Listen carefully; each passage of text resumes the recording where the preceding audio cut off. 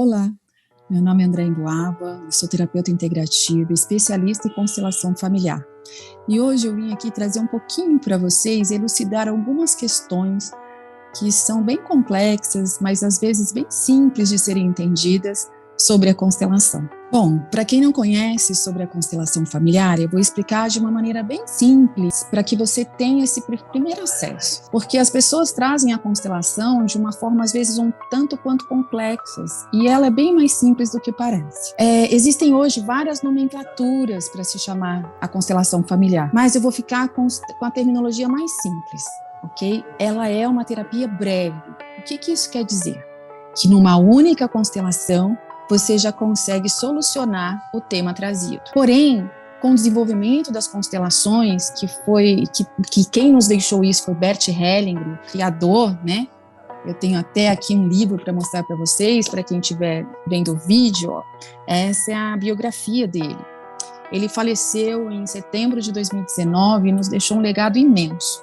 Dentro disso, as constelações, nesses 40 anos que ele estudou e nos trouxe com tanta maestria, ela foi se desenvolvendo. E a própria escola Hellinger da Alemanha hoje chama as constelações de princípios da vida. Por quê? Porque Bert, nos seus estudos, ele observou, né, e constatou que existem 3 leis primordiais da vida, que regem a nossa vida, independente do se a gente conhece ou não as conhece. São coisas que vão nos levando, nos empurrando no nosso dia a dia, independente do nosso conhecimento sobre elas. Quais são essas 3 leis? Pertencimento, hierarquia e equilíbrio. Então, quando a gente segue a nossa vida honrando essas 3 leis, seguindo essas 3 leis, a vida flui com mais facilidade. E eu vou explicar o que são essas 3 leis.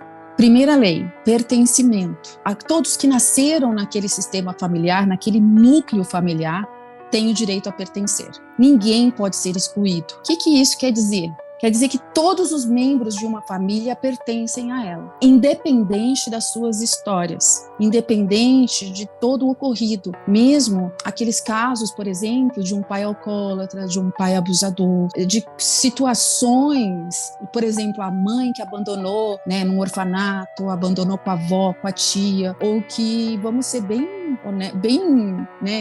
como vou dizer, dramáticos aqui, ou até a mãe que te abandonou na lata do lixo. Essa mãe pertence, esse pai pertence. A gente não pode excluir, tá? Esse é um ponto muito importante. Claro que existem outras pessoas aí na família, mas vamos falar um pouquinho de pai e mãe, porque é muito importante mesmo. Porque sem esse pai e essa mãe, você não estaria aqui me ouvindo, por exemplo. Então, independente das histórias, todas as pessoas pertencem. Quando a gente fala desse pertencimento, às vezes a gente ativa aí gatilhos de dor, de traumas infantis, né? De várias situações que a gente prefere não lembrar, ou situações que a gente não quer tocar no assunto, não quer relembrar, para que essas feridas não sejam mexidas. É uma realidade, foi a minha realidade. Eu tenho um livro que eu explico como a constelação mudou a minha vida, e ali, por exemplo, eu conto, né, que eu não fui no enterro do meu pai. Então, eu estive nessa dor. Então, eu quero que você olhe com isso com cuidado e com uma abertura para me ouvir mesmo, para entender como isso funciona. Porque assim, quando a gente fala de pertencimento, a gente não está falando de convivência, a gente não está falando de ligar e ir atrás de alguém que te machucou muito no passado. A gente não está pedindo para você procurar esse pai desaparecido ou essa mãe desaparecida. Não é bem isso. É só dar um lugar a eles no seu sistema familiar. Como eu faço isso, André? Através das constelações, obviamente, mas é um processo interno. É dar um lugar a esse pai e essa mãe dentro de mim, porque eu sou 50% meu pai e 50% a minha mãe, queira eu ou não, independente da história, independente de quem eles são, de quem eles foram, entende? Eu não tenho como me libertar disso, estar nas minhas células. Eu sou 50% cada um. Essa questão do pertencimento é olhar nesse lugar de pertencem e é isso, assim como é, sem julgar, sem olhar, simplesmente dar um lugar a eles. Eu vou falar mais aprofundado sobre isso na próxima lei, mas antes eu quero falar um pouquinho quem mais pertence, porque também aqui inclui-se os abortos provocados ou espontâneos. Outro ponto muito importante que a constelação familiar nos traz é que não há julgamentos do nosso lado. tudo é como é. A gente não está aqui para julgar os acontecimentos. A gente está aqui como terapeuta, como constelador, para ajudar você a colocar isso em ordem, para trazer à tona coisas inconscientes do nosso sistema, aonde a gente tem que olhar, dar um lugar, observar, equilibrar. Então, quando a gente vem tratar dos abortos, a gente não está aqui julgando ninguém. A gente também está aqui dizendo apenas que eles também pertencem. Então, por exemplo, uma mãe que perde um bebê na primeira gestação, na segunda gestação, ela tem um bebê, ela tem um primeiro filho, mas esse não é o primeiro. Ele é o segundo, mas 99% das pessoas considera aquele como o primeiro, ou como filho único, por exemplo. E isso causa uma desordem no sistema. Aquele primeiro filho tem o direito a pertencer também, mesmo que ele não tenha nascido. Aqui também, nos casos de abortos provocados, a mesma coisa. E quando uma pessoa ou alguém, né, um feto nesse caso, um bebezinho ali que não pôde nascer, ou um pai que foi excluído, ou um avô que foi excluído, um tio, alguém que vem depois, que nasce depois dentro desse núcleo familiar, vai olhar para isso. Como é isso, André? Eu vou repetir algo, ou eu vou manifestar algo, uma doença, por exemplo, ou alguns condicionamentos, ou alguns comportamentos daquela pessoa excluída, porque eu excluí. Não porque eu excluí, quem excluiu foi a família, mas alguém que vem depois vai representar isso. Então, às vezes, uma pessoa que nem conheceu aquele avô que foi excluído por alguma razão, lá atrás na família, ele vem e vai representar aquele avô de alguma forma. Ele vai repetir aquele avô em algum comportamento, geralmente o comportamento que o fez ser excluído da família. Tão importante quanto o pertencimento, temos a hierarquia, que é a ordem de chegada. Quem chega primeiro tem precedência quem chega depois. O que isso quer dizer? Quer dizer que o irmão mais velho tem precedência ao irmão do meio, que tem precedência ao irmão mais novo, por exemplo. E eu dou um exemplo bem simples para que você entenda essa precedência, que é o seguinte: por exemplo, se eu como mãe só tenho dinheiro para pagar faculdade para um filho, eu deveria pagar para o mais velho, porque ele chegou primeiro ao sistema, então ele tem precedência. Dentro de tudo isso estão os nossos familiares, nossos pais, nossos tios, nossos avós, bisavós, todos os que vieram antes têm precedência a nós. Dentro dessa hierarquia também, né, dentro desse olhar da ordem, quando eu olho para essa ancestralidade, quando eu olho para minha família de origem, que são meus pais, a gente também caracteriza isso como chamamos eles de os grandes e nós os pequenos. Então, pai e mãe sempre grandes e nós filhos sempre pequenos diante deles, independente da nossa idade, independente da história, mais uma vez. Mesmo que meu pai tenha sido ausente a vida inteira, ele continua sendo grande diante de mim. Por quê? Mas como assim, André? Meu pai nunca assistiu a gente, meu pai nunca nos ajudou, minha mãe que criou a gente, lutou, tem várias histórias, mas ele nos deu a vida. E essa vida a gente não tem como retribuir. Então, só dele ter nos dado a vida, eles são chamados de os grandes. Eles são um portal para a vida. Mesmo que a nossa vida tenha sido muito dolorosa, porque eles não estiveram presentes, eles são um portal para a vida. Bert Hellinger diz que o maior bem que a gente tem é a vida. Ponto. O que vem depois dessa vida concebida é secundário. E ele diz ainda que é uma história sistêmica. É uma história de vida aí que a gente não entende muito bem porquê, mas são escolhas diante, né, de uma circunstâncias aí que a gente também não tem muito controle, e a gente vai passando por coisas para que a gente tenha um aprendizado pessoal, ou a gente está repetindo as mazelas da nossa família. Então, são vários pontos que a constelação traz, onde a gente consegue observar que, por conta dessa ordem, por conta dessa hierarquia, né, e por conta desse pertencimento, muitas vezes eu levo lealdades, eu sou leal a esse clã, porque nós viemos todos interconectados por puro amor numa família, mesmo que não pareça, mas existe amor aí. Ninguém desce aqui, nem nasce aqui se não for por amor. E eu sei que para muitos que vão estar nos ouvindo, isso é fato, né? Porque existem filhos que amam os pais incondicionalmente, têm uma paixão enorme pelos pais, e esses filhos têm mais dificuldade de compreender essa hierarquia do que aqueles filhos como eu, que tiveram problemas com os pais, porque aqueles que têm problemas e já tiveram muitos problemas, a gente reconhece facilmente que a gente não respeita essa ordem, que a gente se coloca maior que os nossos pais, né? Porque dentro dessa hierarquia, a gente diz que os pais pais têm que ser honrados. E o que era honrar os pais e a nossa ancestralidade? É olhar para trás para tudo isso e não julgar. Para eu que tive problemas, para você que teve problemas, é fácil a gente olhar para trás e falar, nossa, mas eu julgo todo mundo, né? Eu super julgava meu pai, eu super julgava minha mãe. Agora, para aquele filho, né, que teve os pais presentes, que tem um amor aí genuíno pelos pais, sempre teve ali juntinho, pertinho, tendo esse amor dos pais, presentes o tempo todo, esses filhos que amam incondicionalmente seus pais têm muita dificuldade de reconhecer o que eu tô falando. Porque para eles, honrar é cuidar, é respeitar, é o amar. E não é muito além disso. O honrar é não julgar, é não ir lá na casa do pai e da mãe e dizer o que eles devem ou não fazer. É não ir lá dar palpite na vida deles. Dizer se eles podem ir ou não podem ir, se eles podem fazer isso ou não, se eles devem comprar uma casa ou não, se eles devem, sabe?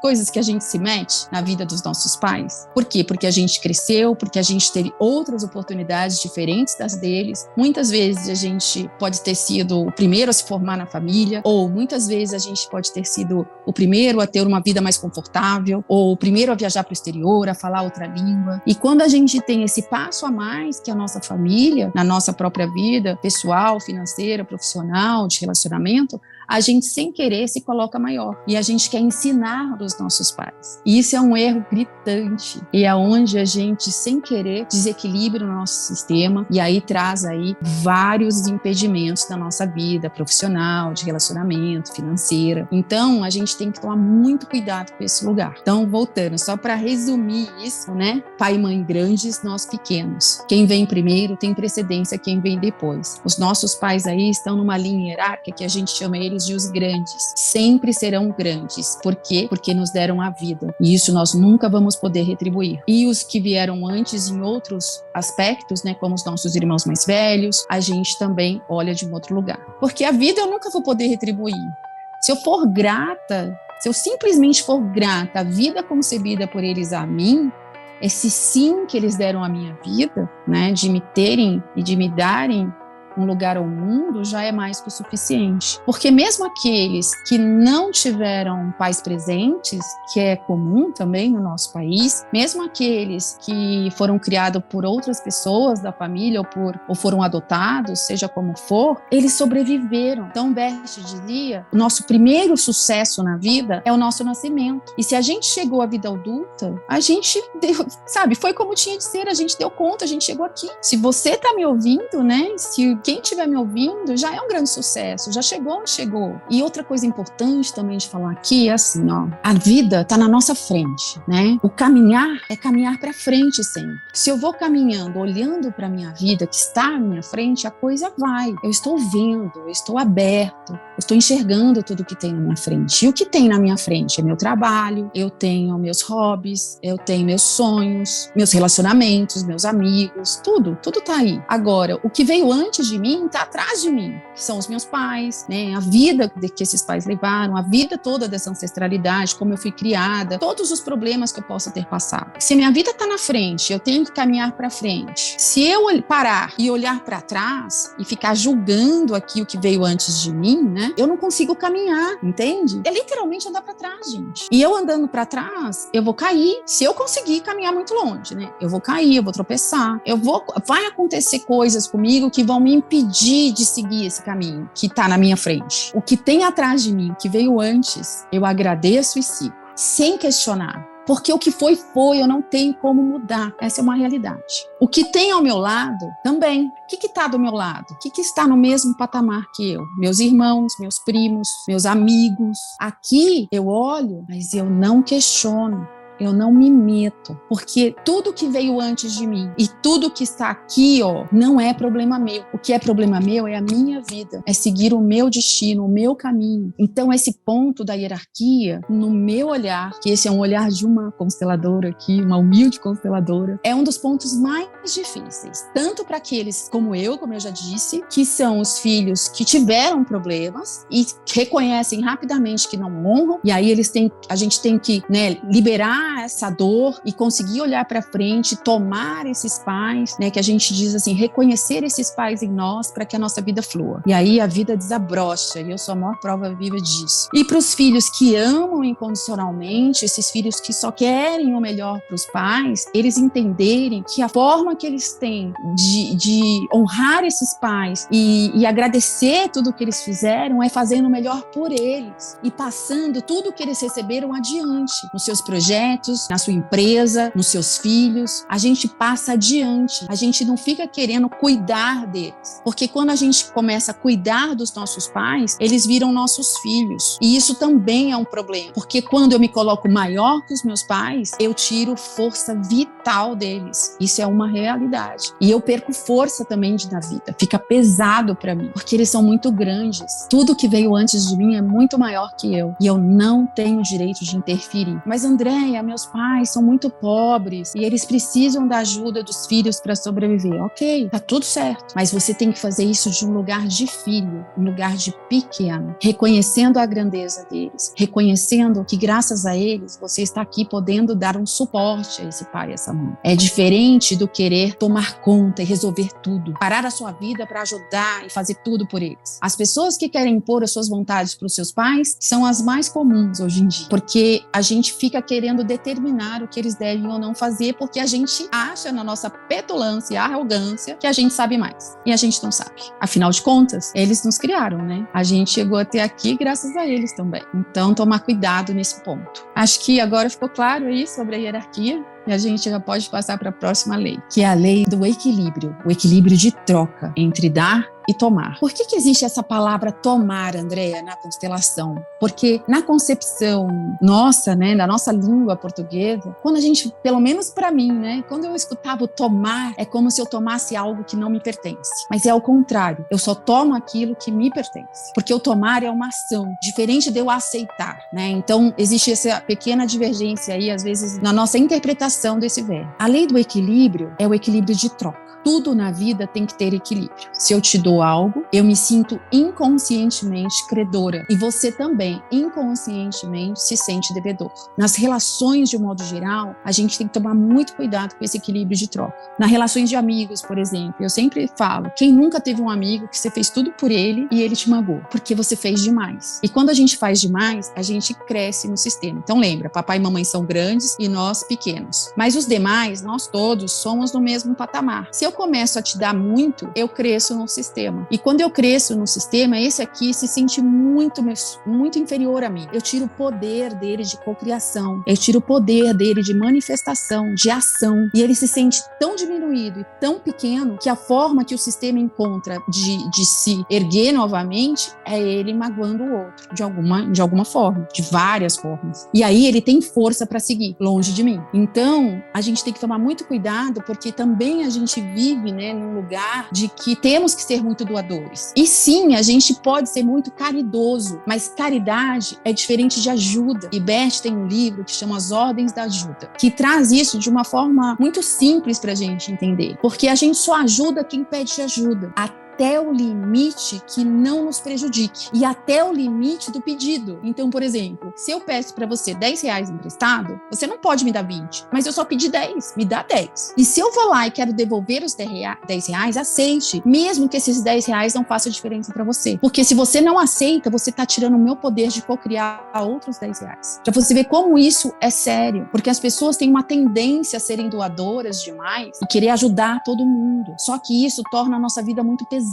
e descompensa em muitos aspectos. Então, esse lugar da troca é extremamente importante. A gente tem que tomar muito cuidado com isso, para não se colocar maior que o outro nas nossas relações. Nas relações de casais, nas relações de trabalho, a mesma coisa. Numa relação de casal, por exemplo, aquele que dá demais vai perder algo com isso. Muitas vezes, em questões de infidelidade, vem desse lugar. Um está dando demais e o outro não sabe como compensar isso, e ele trai. Tudo inconsciente, tá, gente? Não é nada pensado, não é nada de caso pensado. Inconscientemente, ele comete um adultério, porque aí ele sobe de novo aqui, no mesmo patamar que o outro. E não tô falando de sexos aqui, tá? Tanto faz, pode acontecer de um lado com homem, um lado com mulher. É exatamente igual. Nesse lugar também das relações, a gente tem aí as relações de trabalho. Se eu fui contratada para ser copeira, eu tenho que ser a copeira. Eu não posso querer ir lá ajudar o administrativo, ou querer resolver todas as questões de vários departamentos. juntos. Então, aquela pessoa que é muito solista e muito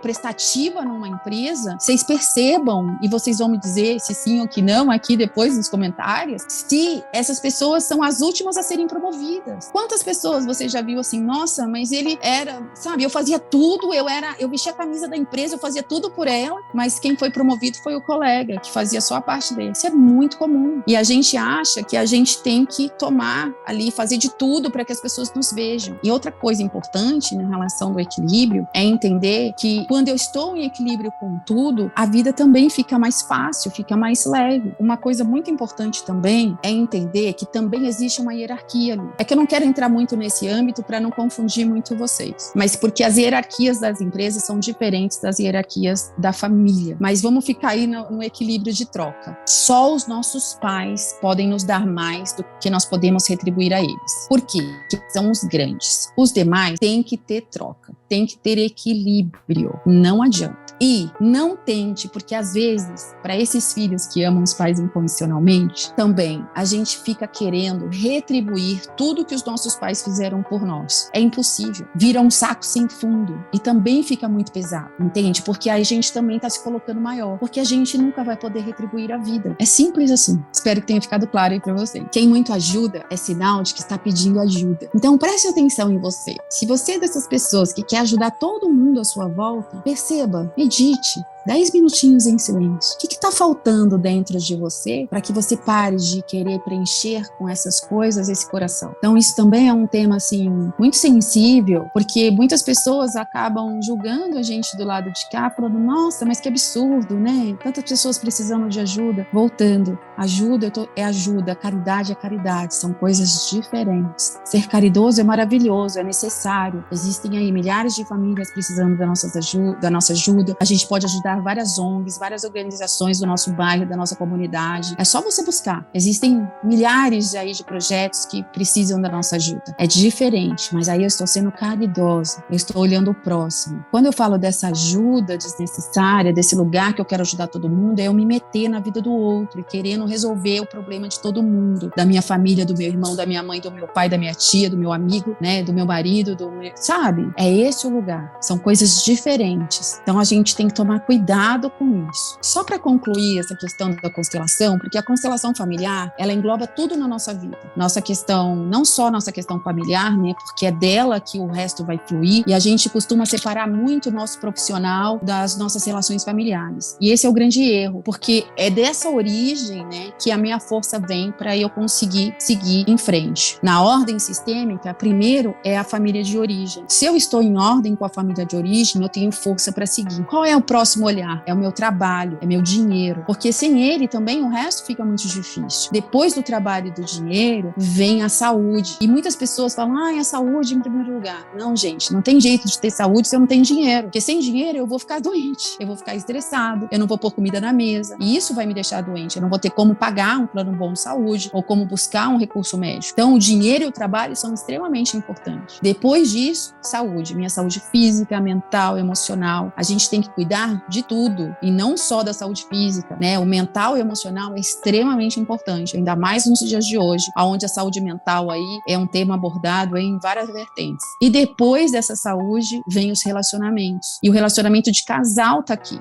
É aqui que tá o relacionamento de casal. Que nós, mulheres, principalmente, também temos uma tendência de deixar o marido de lado quando os filhos vêm. E a gente tem que perceber que, na ordem, o marido chegou primeiro. Sem o marido, os filhos não existiriam. Então, a gente sim, como mãe, nos primeiros meses ali de vida, talvez no primeiro ano, a gente está mais atenta a essa criança. Mas depois a gente tem que aprender a estar ali no nosso lugar de mãe, mas também de esposa, saber dividir isso e entender que o marido tem prioridade aí, tá? Então isso também é muito importante. Outra coisa importante, olhando também para essa questão de precedência e prioridade, é que a nossa família de origem tem precedência, porque ela chegou primeiro, mas a nossa família atual, quando constituímos uma família, casados, com filhos ou não casados, morando juntos, seja como for, essa família que a gente está constituindo, ela tem prioridade, a família de origem. Isso é muito importante. E se eu estou em desconexão com essa família, em desordem com a minha família de origem, você pode ter certeza que o seu relacionamento também vai estar colhendo frutos não tão bons, né, em relação à sua origem. Porque se eu tenho problema com pai e com mãe, eu também vou ter problema no meu relacionamento. Se eu julgo meu pai, provavelmente eu atraio um homem igual ao meu pai. Se eu julgo a minha mãe, eu me torno uma mulher parecida com a minha mãe. Porque isso faz parte. Eu já tive inúmeros casos aqui, assim, Andréia, e de mulheres, tá? Andréia, eu julgava muito meu pai porque ele traía minha mãe, estou traindo meu marido. E aí você vê que é só uma questão de ajuste, que é só uma questão dela honrar esse pai e essa mãe do jeito que foi, honrar aquela história para que ela consiga reatar o casamento dela novamente. E eu te falo assim, foram inúmeros casos. E vice-versa também. Outro ponto importante na questão dessa questão familiar, o quanto ela é forte, por exemplo, se eu tenho problemas de relacionamento com meus pais, se eu tenho um problema ali de aceitação de tudo como foi, de julgamento muito forte em relação a eles, independente da história, independente de eu os conhecê-lo, eu vou ter problema no trabalho, aonde eu vou buscar na empresa uma mãe, porque eu acho que ela tem que fazer tudo por mim, e eu vou buscar no meu chefe o meu pai, que também acho que ele tem que fazer tudo por mim. E aí eu também tenho muito problema com chefia de um modo geral, eu tenho problemas com as hierarquias quando eu não coloco o meu pai dentro do meu sistema no lugar dele, porque eu sempre vou estar questionando aquilo. Então observe aí na sua vida como são suas relações, como isso funciona de um modo geral, que em todos os âmbitos da nossa vida, em todos os aspectos, em todas as áreas, vai depender muito de como você enxerga a sua família de origem, de como você está ali naquele sistema, como isso está em ordem ou desordem, isso vai afetar todas as áreas. Pode ter certeza disso. Então, gente, assim, olhar para esse sistema de origem, olhar para esses pais, principalmente nossos pais, com compaixão, com aceitação, com gratidão apenas pela vida recebida, pelo menos olhando para maternidade e paternidade, sabe? Eles me deram a vida, ponto, foi o suficiente, eu tô aqui, foi mais que o suficiente, eu estou aqui. Deixa para trás, deixa lá atrás o que aconteceu. Só assim a gente tem força para mudar. E como eu falei para vocês já aqui, eu sou a prova viva disso. Eu vivi uma vida muito, muito desafiadora, em muitos aspectos, financeiros, profissionais, relacionamentos. E foi a constelação que me tirou de um lugar de muita dor para um lugar de gratidão e satisfação e felicidade e plenitude, leveza de ser quem eu sou, de estar onde eu estou, graças a essa forma de viver sistemicamente, junto com essas 3 leis. Mas, é um processo diário, tá? Não é uma mágica, não é hoje tá assim, amanhã vai estar assado, não. É viver sistemicamente, é todo dia a gente estar numa postura diferente, a gente tomar o nosso lugar e a gente saber que a gente tem que se policiar, é o famoso orar e vigiar, para que a gente assuma sempre o nosso devido lugar, e é quando estamos no nosso lugar, dentro do nosso sistema, que é único, é exclusivo, ele é nosso, ele pertence a nós, sabe? Quando eu tomo o meu lugar no sistema familiar, é muito fácil viver, é muito leve, a gente se torna menos reativo, sabe? A gente se torna menos julgador, a vida fica mais colorida mesmo. Experimenta, você vai ver.